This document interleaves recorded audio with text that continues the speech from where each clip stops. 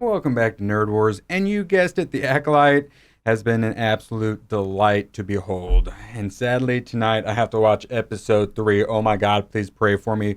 And this is when things are going to go really crazy. And we've got a 26% on Rotten Tomatoes already. You're saying, how could it get crazier? It gets crazier. Black lesbian space witches. Oh, and they're gonna, the Force. Immaculate conceptions for everyone. Evil twins. Evil identical twins. My apologies. Of course, our side has been speaking out against it, but a lot of normal people have too. We finally got the normies. Roy Hopkinson does really good AI Star Wars parodies. They do reviews of the movies and the shows. Really good stuff. And he's to the left. And he is pointing out the same exact stuff as all of us. Asmongold, of course, perfect example of the normies coming to our side, because our side is just being normal. Everyone's like, fire in space? Fire in space? What is going on? We'll be getting to the media's cope on that one shortly. I think that if you have a discrepancy this large between reviews and audience scores, the reviewer is always wrong. The critics loved it, and by that I mean barely any of them reviewed it.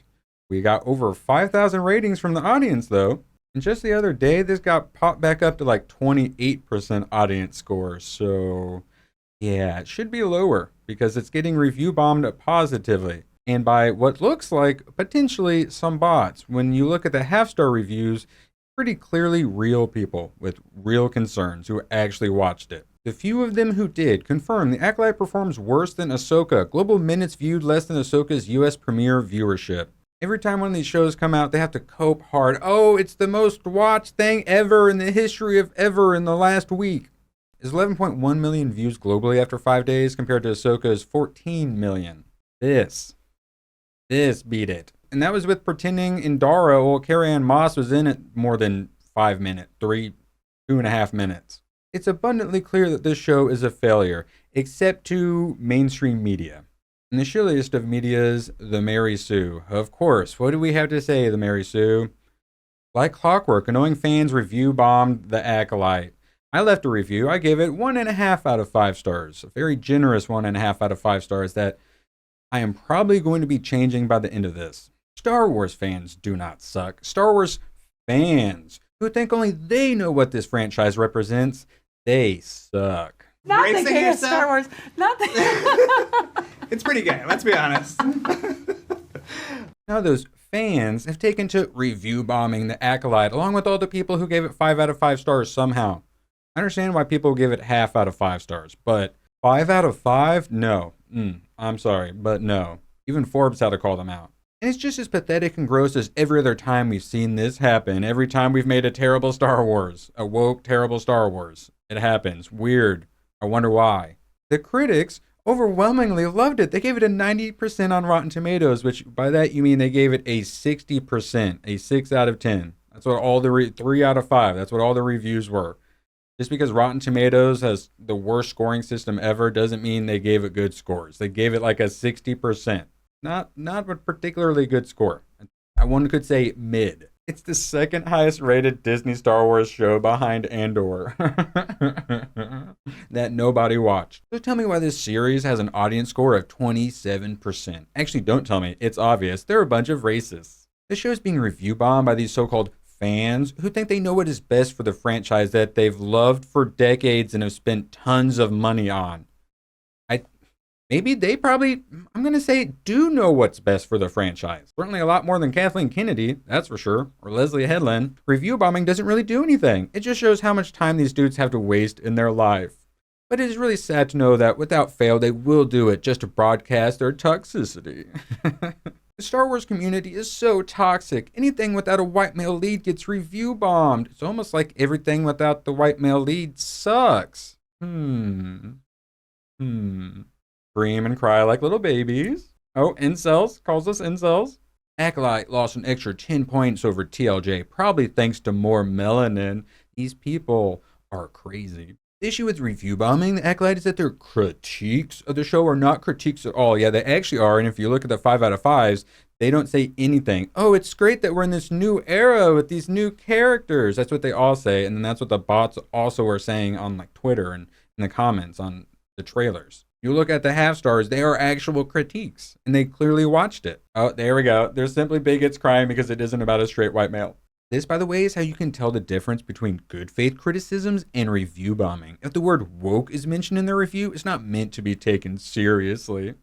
Yeah, just listen to all the bots giving this garbage 5 out of 5 stars. So far, the big critiques of the hashtag Acolyte, oh my god, have been the presence of women. Well, they're all terrible. You don't care about them. Come at me with all your strength. Bitch, please. The one woman you actually do care about dies in the first 1.5 minutes. The presence of people of color. Yeah, all those Star Wars fans sure hated Mace Windu, one of the coolest Jedi. Fire in space. They are obsessed with this fire in space. Way more than we are when we're like, that doesn't make sense. Their reaction to us being like, that doesn't make sense is, we're getting to it. We're getting to it. But yeah, these trolls surely aren't racist, misogynistic, and reaching for any excuse to spew hatred. Clown. Yeah, shit clown wars, that is for sure. People project so hard. They are in their tiniest, littlest bubbles. And their minds work like NPCs. This could have been written by AI. All the buzzwords, hashtag the Acolyte. Don't you have anything better to do? Better, like, write for the Mary Sue? Personally, I think that if you actually hated this series, you wouldn't take the time to review bomb it. I'm playing Knights of the Old Republic now for the first time. Fantastic story. Loving it. Read some classic, some Dark Empire comic books, some actual what happened after the original trilogy before Disney ruined everything. Loving it. My co-host is a huge fan. He tricked me into reading just like an encyclopedia about the Jedi and Sith and stuff. It's great. I really like it. I wrote my first review on Rotten Tomatoes because how much I already hate this series in just the first 2 episodes. And just wait, it gets way worse. Way worse. And they've already gone so far, called us all these names. You just wait till episode 3. This is the opening scene. Instead of an awesome space battle, you pan down to this. This is how it starts. I was willing to give it a chance. I was hoping, hey, maybe it won't be too terrible. I'm going to have to watch them all, so oh my god, I hope it's at least okay. Hands down to this. Fire in space? The Acolyte's strangest criticism totally misses the point of Star Wars. Cope, copity, cope from Screen Rant. This one was 6 days ago, 4 days ago. 5 times Star Wars had fire in space. They are obsessed. From Inverse, the Acolyte isn't ruining Star Wars. You are, bigot. Only real fans get to watch Star Wars now. I don't know how good my Grogu ears are going to work on green screen, but Lucasfilm's latest series is the franchise's most promising yet. I already hated it in the first few minutes. Honestly, immediately. Instead of doing a crawl, oh my god. It's terrible immediately, just continues to get worse. Most promising yet, but fans are too blinded by their hate to see it. Too blinded by their good taste, their love of the franchise. No one hates Star Wars more than those who claim to be Star Wars fans. Yes, because they want Star Wars to be good. So the worse it is, the more upset they're going to be. They're upset as much as they possibly could be. Maybe it's because the show is really bad. Maybe it would inspire people to finally create a Rotten Tomatoes account to say, hey, this is hot garbage. What you do to my boy? The most diverse Star Wars story yet, guys. That's what you want, right? Not good storytelling and sticking to lore. Yes. And while that's definitely a boon for marginalized fans, it's made the Acolyte the target of a vocal splinter of the fandom. Nerds are gay, guys. Didn't you know? Is it going to be a talking point? I'm sure so. Because nerds are gay. Well, Yeah. Why might we not like this? Well, just wait till we get to the Black Lesbian Space Witch and the Immaculate Conceptions, and I'm told pronouns. Catch when they said mothers in the first episode or two? Because I feel like Star Wars is very like patriarchal, so it was kind of cool to have like this sort of woman-centered figure.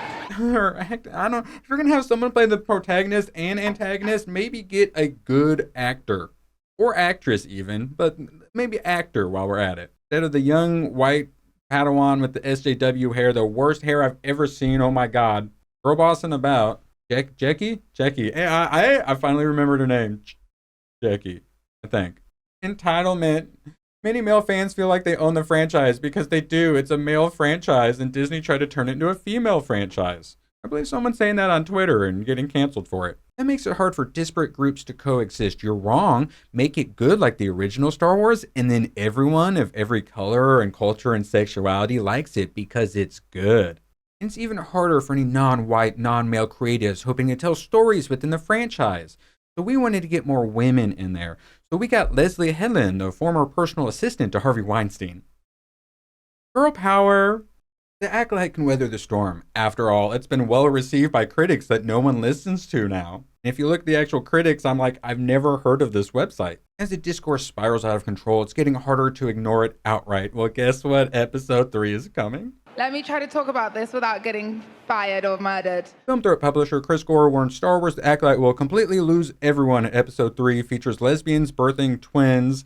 We get space pronouns, the black lesbian space witches who are possibly using dark side powers. And then that's why, you know, hey, we're going to need to take these Force sensitives away instead of letting the evil witches train them. And then the sister burns everything down and takes zero responsibility for anything. And then the white man drinks the poison.